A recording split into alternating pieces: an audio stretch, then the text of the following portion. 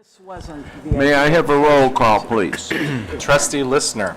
Trustee Miller. Here. Trustee Mulvaney. Here. Trustee Thomas. Here. Trustee Turner. Here. Trustee Vree. Here.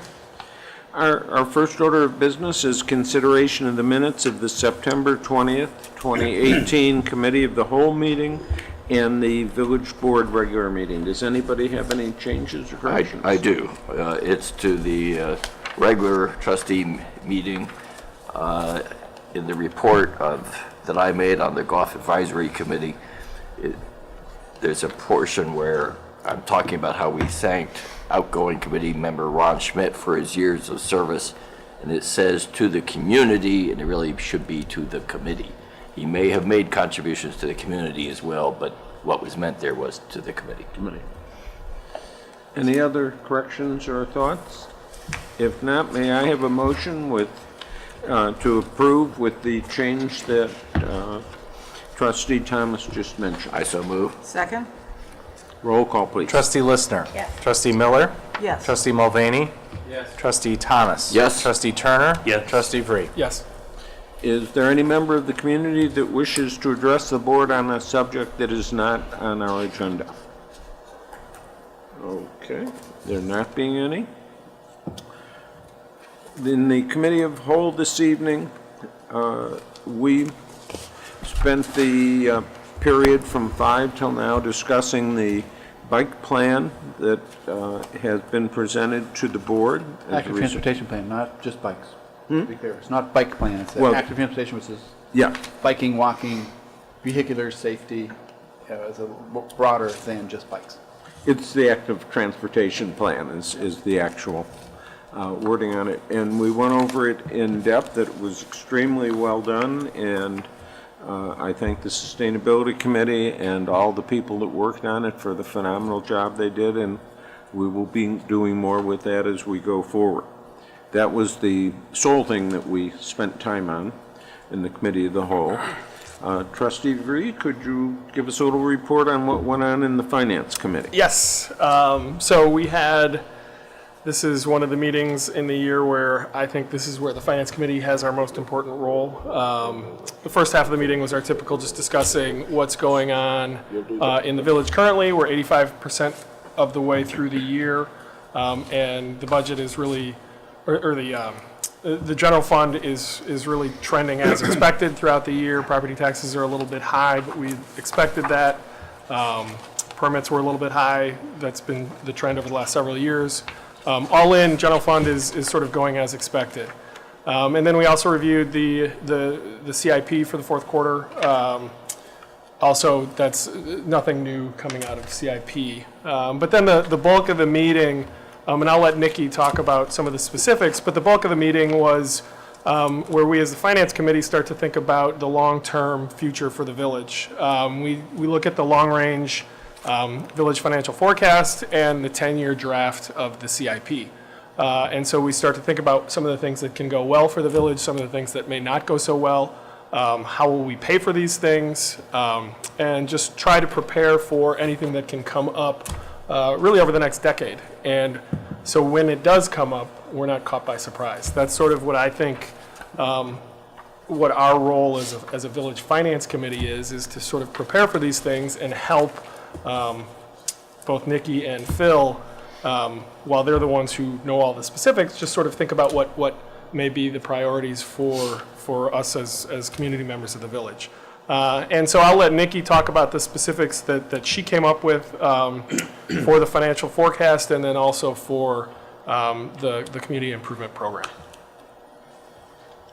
It's a little tall. Okay, thank you. Just briefly, the financial forecasts and the community improvement program that were presented to the Finance Committee on Tuesday evening, the financial forecast is a 5-year forecast. It goes from fiscal year 2020 through calendar year 2023. So it does include a transition to a calendar year in 2020. So we'll have a 10-month stub year that runs from March until December. So once you do start going through the financial forecast, you'll see that year looks a little different than the other years. The focus was on the major operating funds of the village, the general fund, the water fund, and the motor fuel tax fund. And the CIP, the Community Improvement Plan, has been projected for 10 full years going forward. The main factors affecting the forecast include the prioritization of infrastructure improvements, as Trustee Bree indicated. We will definitely be looking to this board for direction on the prioritization of that plan and how to head forward. Also adjusting for the future state budget impacts and the unknowns that may come next year with the election. And then new this year as part of the long-term plan was a debt financing plan that was introduced. We talked about the options for referendum bonds and then possibly revenue bonds that would fund a lot of our water revenue projects that would be self-funding. And then also designing fee structures around cost, looking to make sure that we're covering as much as our cost as possible as we move forward, specifically in the areas of water, sewer, and building permit revenues.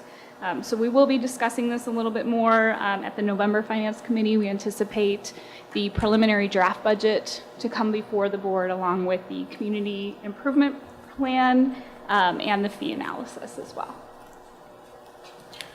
One of the things that we talked a little bit about was wanting to make sure that the board is as engaged in the budget development process as possible. And what we're looking at for the month of November, when we anticipate having a draft operating budget as well as a more refined CIP, is to try to have 2 budget workshops utilizing regular meeting times to encourage the full board to participate. That first budget workshop would be on November 13th, which is a Tuesday at 6 p.m. That is the normal meeting time of the Finance Committee. It's possible we could get through a lot of what we're going to be presenting that night, that evening, but it's also possible that we might not. So in anticipation, we'd also look to the Committee of the Whole meeting time at 5:30 on November 15th to be a continuation of that discussion. It is early in the process. There will be more opportunities to dialogue on the budget as we look at it in December, and ultimately the board would consider approval of it in January. But we'd like to encourage all of the board to attend if possible. So those 2 dates, we'll make sure we get those out to you well in advance so that you can put that in your calendars, but anticipate a pretty lengthy dialogue on our operating budget and some of the planning for the future years. To wrap that up, that's what we talked about. So thank you. Excellent, and I would like to thank Greg for attending the Finance Committee on Tuesday. That was extremely helpful. Okay, Trustee Miller, was there a meeting of the Plan Commission this past month, or is there going to be one? Yes, there was a Plan Commission meeting, and we continued our work on design standards for the downtown area, and we anticipate that that will take another several months of work, and that goes to really any improvements that are made to property in the downtown area. That's it. Thank you. Trustee Thomas, what went on with our Golf Advisory Committee in the last month? Well, nothing went on with the meeting since it's going to be this next Monday, October 22nd. But once again, I think there are some things to report about the operation of the golf course. The permanent tee time program is very important to the revenues of the course. It was very successful this year, probably about the highest participation rate in the last 12 years. We've had a lot of luck too in hosting certain events that I think introduce people to the course and continue to improve its reputation.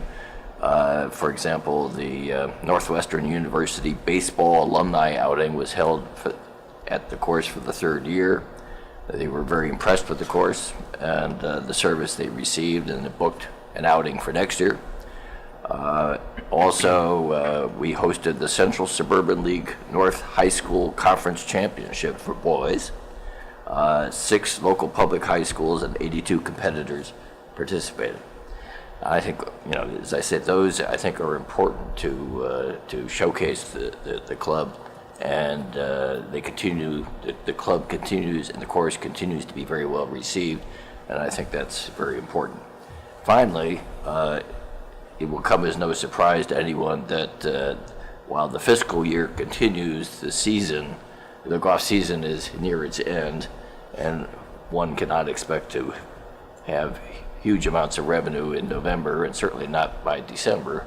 However, I am happy to report that we are over budget on our revenues and under budget on our expenses, and therefore in the black for the year, and expect to be in the black when the year finishes. That's it. Thank you. Trustee Mulvaney, could you report on what's been going on with the Sustainability Task Force? Yes, we met last month, and we're meeting Tuesday next week. Everybody's invited to help make Glencoe the most desirable and sustainable community in the galaxy. We have our long-standing initiatives on that regard. As you know, hopefully, it's the active transportation, which we talked about at length, the Ravine Initiative, downtown businesses and making them more sustainable, our Meatless Mondays becoming sort of a standard running initiative for us, the management of water resources, and education and outreach. Specifically, what's new to report on are some things associated with our sort of one-off initiatives, such as our solarization campaign. So I'm going to read to the group here. The task force has developed a 3-part plan to present to the village board for feedback regarding solar in the community. A majority of strategies focus on easy regulations, installation of governmental buildings, expediting the permitting process, and providing resources to the residents about appropriate and effective solar installation contractors. Now, we should also note those are our intents. It's also important to note we've already done quite a bit in Glencoe to improve solarization. We are a gold member of bronze member of a thank you, Soul Smart. So we are doing things already, and what we intend to do here is just build upon that. The other initiative here, the Ravine Initiative, the task force members are also continuing to work on the Ravine Alliance concept and the request for proposal document that will solicit an engineering conditions assessment for the Longwood Ravine. This public-private partnership, PPP, will entail village staff drafting and releasing of the request proposal document for engineering services and residents located in the ravine area reviewing the submitted responses, selecting a consultant, and cost sharing as a group for the conditions assessment. 2 other things of note are the, so I got to read it. Oh, actually that's it. We've already talked about active transportation, and I already mentioned that our meeting is next week. All are welcome to attend. Yeah, sorry. Thank you, Peter. Our sesquicentennial, anything new to report on that, Gail? Yes, well, we have lots to report. Well, first of all, we have a meeting coming up on Monday, October 22nd at 7:30 p.m. For the sesquicentennial planning meeting at Am Shalom, where we'll be meeting again with representatives of the different community organizations who are going to be planning activities and events during 2019. So this is kind of finalizing that whole schedule. We've also been working very hard in planning kind of the kickoff of our sesquicentennial celebration, which is actually coming up next month. It is the Friday after Thanksgiving, so November 23rd, Friday at 4 p.m. Is when we have the tree lighting. It's the Light the Lights. This year we are going to be doing a lot more than ever in the past. I think all the details will be coming out about it, but it certainly is going to be a 3-hour celebration from 4 p.m. to 7 p.m. If you are in town over Thanksgiving, please plan on being here. It is going to be fabulous. We have gotten some great participation from the business community. There's going to be things and events that are going to be fabulous for children. They're going to be fabulous for adults. So it's really going to be a great kickoff for the sesquicentennial celebration. At the present time, we're also still soliciting more sponsorships to help fund some of the activities over the next year, and we've been reaching out to various businesses and actually getting some really good interest in sponsoring these activities, and that's what's going to be able to make some of these events like Lights the Lights happen this year. Also, be sure to submit your nominations for the Glencoe 150. So we are soliciting names of people who either were born in Glencoe, lived in Glencoe, worked in Glencoe, and accomplished something that made Glencoe either a better place or even just had something that they did that made the world a better place. You can submit any of your recommendations online at the Sesquicentennial website or at the Historical Society website, and so please be sure to get those names in too. So there's been a lot of activity on a whole lot of different fronts, and it's going to be a great year in Glencoe, 2019. Thank you very much. I would mention that shortly, as we move on, we've added a trustee who is our representative now to the Historic Preservation Committee, and Greg Turner, as they begin to do things, we'll be reporting on that. So we'll have both our sustainability and our historic preservation to keep Glencoe on the right path for the future. Okay, may I have the village manager's report, please? Certainly. Thank you, Mr. President. I do have a couple of items this evening. I want to just start with a save the date that Trustee Listener mentioned, and that is Light the Lights. That is coming up on the 23rd of November. As Trustee Listener mentioned, it is I think a fun way to kick off the 150th celebration here in Glencoe. As in years past, we're going to be lighting up the downtown for the holidays. And we're really encouraging the community to come out and enjoy a host of other activities. We're engaging the business community that are also excited about it, which is great. So in addition to Santa showing up to light up the lights, we're expecting to have attractions for kids, including perhaps Santa's reindeer out on Wyman Green and a trackless train that'll take people around downtown. There will be some attractions for adults as well, because we are looking to work with the Chamber of Commerce to sponsor a beer and wine walk in the downtown. Shop, Dine, and Stroll is really the logo for the evening, and we're hoping people come out, enjoy the downtown, and then come back on Saturday for Small Business Saturday. A number of our businesses are going to be they're going to have some promotions going on during the course of that day.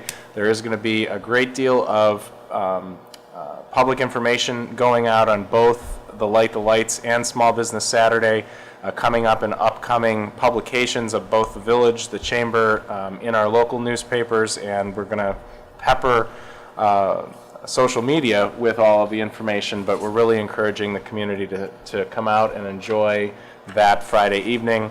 We've decided it's going to be nice weather, so you won't have to worry about being too cold or definitely not too hot, but it's going to be a lot of fun. So we're really excited about it. Just a couple of other things to make mention of. We have, there's been a flurry of new business activity in Glencoe. I'm pleased to announce that over the past few weeks and in the coming few weeks, we've had some businesses open and some that are right on track to be opening soon. Unify Fitness, which is at 664 Vernon, opened up about a month ago. There's been a lot of great press. That's the former Books on Vernon building, and they have really kind of brought it back to some of its roots. That building actually was constructed as a car dealership and car repair building, and they've opened up the ceilings, and it's really a neat space. If you haven't stopped in there, I'd encourage you to do so. Shanghai Gardens is our new Chinese restaurant at 655 Vernon. It reopened under new management and following a significant remodeling, and I'm hearing only good things about it, so that's exciting. Hometown Coffee and Juice, I attended an open house that they held today. That's at 700 Vernon. That's the former Glencoe Roast. They are planning to open soon, probably in the next week, to the public. It is a completely reimagined space and looks completely different and frankly looks great. So I'm very excited about welcoming them to town. Finally, The House is a new tutoring concept space that's going to be opening up at 682 Vernon in mid-November. That is the former Einstein Brothers bagel space, and they are on track. I met with their general manager last week, and it's really an interesting new concept that they're kind of showcasing here. This will be their first location. They are looking at opening other locations in Lincoln Park and in Highland Park, but we will be their first one. So we'll look to see them in mid-November. I pushed out something on Twitter this week that we were notified earlier this week that Fields Infinity is going to be closing this coming Tuesday, October 23rd. But after my heart stopped when Dave Mao mentioned that to me, it started beating again because we will see on Wednesday of next week a new dealership opening in its place. Mini of Glencoe North Shore is moving from Lake Bluff down here to Glencoe. It will be a Fields dealership as well. And so they're going to do the changeover from Tuesday into Wednesday, and it'll transform from an Infinity dealership to a Mini dealership. So from that perspective, it'll be a new opportunity in the community and certainly something, a new draw, hopefully. Couple other items just to make mention of. Our leaf collection program begins on Monday, October 22nd, this coming Monday. It will likely conclude around the end of November. It has generally run between 6 and 7 weeks, and I think it's always dependent upon weather. We have started to see leaves starting to fall. There's a great deal of info on the program, including the collection map and other details on our website. One thing that is new this year, Lakeshore Recycling, who is our current garbage collector, their crews will actually be collecting leaves, utilizing village equipment to do so, and so that will be that's a component of the garbage services contract that was approved last year, but was approved just a little bit too late to have that start last year. So this is the first year. We are working closely with them to get them up to speed, and we'll be holding their hands a bit this year as they get started. Just a couple reminders on that. We always try to remind folks to leave leaves on parkways and not rake those leaves into the streets. That can clog storm sewer inlets, and we need those to appropriately drain in the fall, as we would at any other time of the year. I always like to see if folks will help us out by clearing the inlets in front of their houses and keeping an eye on that at all times of the year, but particularly in the fall. Green Bay Trail planting was underway this week. Shrubs and trees were installed on the trail between South Avenue and the Glencoe Community Garden. That is the area affectionately known as SOSA. Special thanks to the Friends of the Green Bay Trail, as well as representatives from the Chicago Botanic Garden and our team here at the Village, as well as the Park District, for their efforts to get this phase completed. I don't know the exact number of trees and shrubs that were planted. I want to say there were like 147, something like that. But next week, the erosion blankets that are going to go down for the winter will be put in place, and then in the spring, I do know, because I heard this last night at the Buckthorn Barbecue, approximately 6 million wildflower seeds will be spread in the area. So it has been transformed, quite frankly, and take a look at it if you're out and about this weekend and next to just kind of see the progress as it's being made.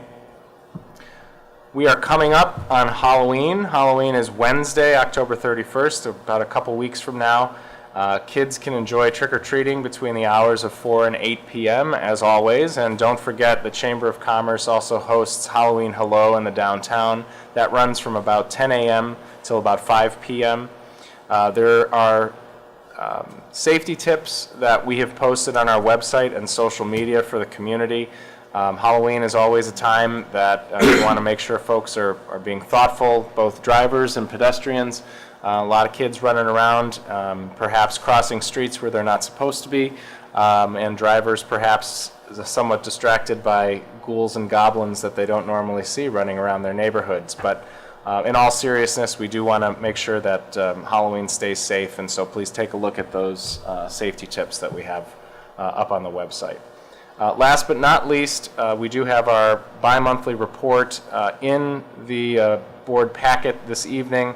One thing that was added this time around that I think is particularly a good addition, relates to our public safety statistics.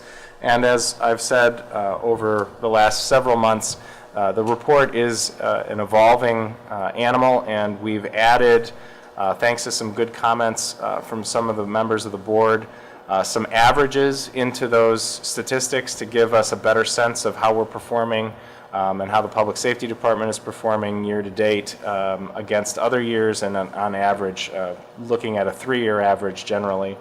We're looking to add data of that nature into all of our operations and all of our operating reports, and so from time to time you will see additional info. But I continue to be happy with the ability to report out in this way. We will do a more comprehensive update on the strategic plan and some of our specific strategic initiatives as part of the budget process, and particularly as we plan for fiscal year 20, which will be starting on March 1st. So with that, if there are any questions, I'm happy to answer. Any questions? All righty, our next... Sorry, this was one question here. Bill, you mentioned the lights, and I'm just curious if that was tied into the sesquicentennial celebration, and if what the thought was there. It sounded like those were two different ideas, but they were both kicking off. They are the same. They are the same, one and the same. Okay, the sesquicentennial. It kicks off the year of celebrations that are the sesquicentennial. So. Thank you. Did the light bulb go off with that? Yes, my lights went on with that. I got it. Yeah, Okay. Good one, Larry. Yes. All righty. Our next order of business is a very nice one. We're giving a little extra and special help to Pete and his sustainability task force. I'm nominating 2 students to be part of that, Gary Dronby and Anna Meisel. And I would entertain a motion to confirm their appointment to the Sesquicentennial Committee. Second? All in favor? Aye. They are appointed. In addition, we have 2 of our citizens who are going off commissions, having completed their work in that we have proclamations that are in your packet for. One is for Ed Gooddale, and the other is for Stephen Aronson. Stephen Aronson was on the Community Relations Forum, and Ed Gooddale, of course, served on numerous commissions and things, including the Planning Commission until the end of last month. May I have a motion to approve the 2 proclamations? Second? All in favor? Aye. The motion carries.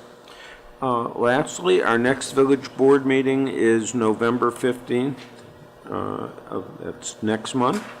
And as Phil mentioned, we're going to be spending some real time that week looking at the budget and the recommendations, which will carry on from our last Finance Committee meeting, and we are looking forward to having you all there to help with that. The next order of business is the consent agenda, and Jonathan, I believe you had a question Yeah. on one of the items for I just have a Carrie. question really for Carrie about the intergovernmental agreement about reporting digital and digital image access between public safety, basically, and the Board of Education. How much of that goes on back and forth, I mean, between where the school sends something to public safety? Presently, not all that much. It's usually only if there's something serious going on, and most of it gets originated from the school. Yeah. If they have concerns about anything or some activities that their students are involved in that are of an imminent danger to somebody else or themselves, they usually try to notify us and give us information and share it with us. Okay, because I'm all in favor of the resolution. Sure. Unfortunately, we live in a time where we have to have resolutions like this. But I am hesitant to involve police in all sorts of school, what should be considered school problems. Right, I understand. versus- And yeah. we took that into account. In fact, we had the attorneys from Holland and Knight help us draft this agreement to make sure that both the school and the police department in the village adhere to Illinois law to make sure that we're keeping confidential records confidential and sharing only what we're allowed to do. Okay, thanks. Okay? Any other questions? Any other questions? Thank you. Okay. With that, if you have no other questions, may I have a motion to approve the consent agenda? Second? May I have a roll call, please? Trustee Listener. Trustee Miller. Yes. Trustee Mulvaney. Trustee Thomas. Yes. Trustee Turner. Yes. Trustee Vree. Yes. Okay, the next matter is, regular business, is consideration of a resolution authorizing the village manager to execute a contract agreement with Landmark Contractors, Inc. of Huntley, Illinois, for the 2018 Ravine Outfall Improvement Project for a cost not to exceed $555,280. And to execute Amendment Number 2 to the agreement with Baxter and Woodman, Inc. of Chicago, Illinois, to provide construction engineering services for a cost not to exceed $10,000. Dave, you want to explain those to us? Yes, Mr. President, members of the board. The fiscal 2019 budget includes funding in the bond fund for the 2018 Ravine Outfall Improvements Project.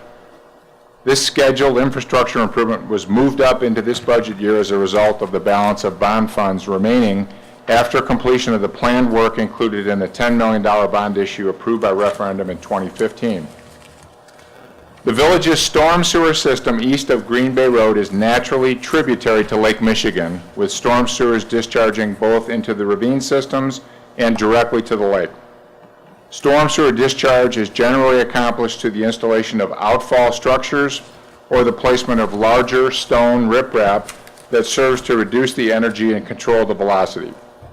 There are 3 such ravine outfall locations and 1 Lake Michigan outfall where the village's infrastructure has deteriorated and needs rehabilitation. These locations include outfalls at Aspen Lane, Sylvan Road, Longwood Avenue, and South Avenue, and were included in the 2018 project plan. Engineering survey and design work was initiated in February of this year through the services of Baxter and Woodman. The design effort included the application of best management practices wherever possible for reducing erosion while still maintaining the natural ecosystem of the ravines, as well as plans to enhance the stormwater quality of the discharge. Additionally, the village pursued available grant funding for several components of the overall improvement and was successful in being awarded $50,000 in grant funding for the Aspen Lane improvements from the Great Lakes Restoration Initiative. This was the only project awarded for this funding in Illinois this year. The improvements at Aspen Lane will replace failing concrete weirs and create riffle pools, which, in addition to stabilizing the ravine slopes, will greatly improve water quality by reducing the potential for soil eroding out into the lake. The grant funds will supplement the village's bond funding available for the overall project.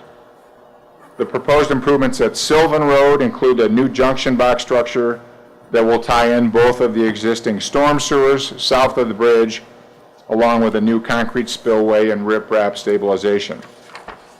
The project was competitively bid out as 4 separate locations to provide the village with flexibility with the final contract award based on bid pricing. The village issued a request for bids in mid-September, and 2 bids were received and publicly read on October 8th. The lowest qualified bid was submitted by Landmark Contractors of Huntley, Illinois.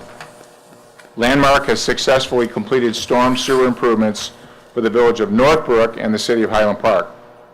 Their base bid for the improvements at Aspen and Sylvan of $424,350 was considerably under the engineer's estimate and indicative of their desire for year-end work. As a result of very competitive bid results and with the balance of available bond funds, the village will be able to take advantage of Landmark's bid pricing and include the designed improvements at South Avenue along with Aspen Lane and Sylvan Road. The improvements at South Avenue include the installation of a hydrodynamic separator to the storm sewer at the top of the bluff. This pollution control structure screens, separates, and traps debris and sediment from the stormwater runoff before releasing the treated stormwater to the lake. This same type of structure was installed into the storm system on Terrace Court in 2016. The total cost of the improvements for Aspen Lane, Sylvan Road, and South Avenue, including a 10% contingency for potential change orders, is $555,280. Baxter & Woodman has provided the design engineering services for the 2018 ravine outfall project, and the board approved an amendment to the original design agreement in July for additional survey and structural engineering services. Staff will be managing the construction of these improvements in-house, but will need technical support from Baxter & Woodman. Included with the overall recommendation tonight is a second amendment to the original Baxter & Woodman agreement for a cost not to exceed $10,000. In summary, given the identified need to rehabilitate the village's stormwater outfall infrastructure at Aspen Lane, Sylvan Road, and South Avenue, staff recommends village board approval of a resolution authorizing the village manager to execute an agreement with Landmark Contractors of Huntley, Illinois for the 2018 ravine outfall improvements for a cost not to exceed $555,280, and execute Amendment 2 to the agreement with Baxter & Woodman of Chicago to provide construction engineering services for the same improvement project for a total cost not to exceed $10,000. And with that, I would entertain any questions. Any question? I do. First off, congrats on the grant money. That's great. Appreciate that. And the intent of these projects is great. I'm wondering, though, a little concern about the very competitive bids, low bid selection process, although qualified.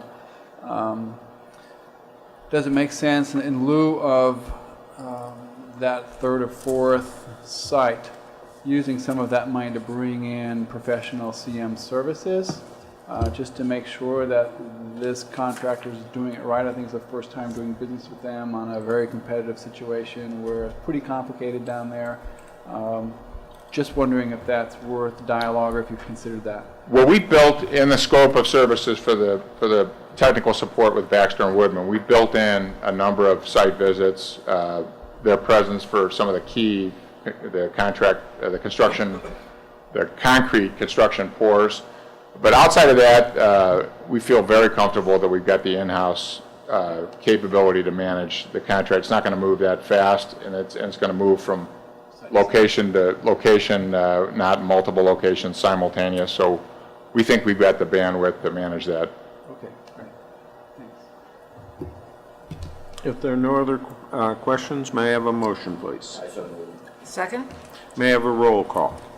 Trustee Listener. Yes. Trustee Miller. Yes. Trustee Mulvaney. Yes. Trustee Thomas. Yes. Trustee Turner. Yes. Trustee Vree. Yes. Does any of the trustees have any other matters they want to bring before us this evening? Sorry, I do. Couple of thoughts. Mr. Corrali, you brought up the notion of the Buxman Barbecue. We're supporting that. You know, and ultimately, I'd like to suggest to the board here that if we're serious about buckthorn removal and helping the trail, it really cannot be successful without a policy around buckthorn on private property. So I'd like to suggest for consideration of that we consider some kind of control around buckthorn on other properties besides focusing on a narrow pathway of the Green Bay Trail, because ultimately that's a losing proposition until we manage the larger buckthorn problem. That's one item. And I don't need necessarily any dialogue, I just want to air these ideas. The second idea I'd like to put forth here for us is that we consider and we at some point take some time to reflect on the decisions we've made as a board and measure how we're doing compared to our stated goals and intents and visions that we've prepared. So for example, we've made quite a few changes to some of our ordinances. We've changed our liquor license. We've brought in HR Green to change our policy. We've made quite a number of significant changes, I think. And I don't know that if the staff feels that these decisions were right or wrong. How do we measure that? At some point, I think it'd be worthwhile for us to really take a look at the decisions we're making and finding out if they're in the right direction. I don't know exactly how to do that, but it might be worth at least feedback in that regard. And so I'm suggesting that we do allocate some time in one of our agendas to take a pretty good hard look at our own actions and our own decisions. I would think the best way to go about that would be for me to work with staff on putting together some thoughts and processes to do that, and then for us to take that up at a committee of the whole meeting. Sure, whatever seems appropriate. I just want to begin that a little more rigor to checking up on ourselves, and maybe, and I think that probably could come a lot from staff feedback. Yes. Any other thoughts or questions? Okay. If not, may I have a motion to adjourn? Second? Roll call, please. Trustee Listner. Trustee Miller. Yes. Trustee Mulvaney. Trustee Thomas. Trustee Turner. Yes. Trustee Vree. Yes.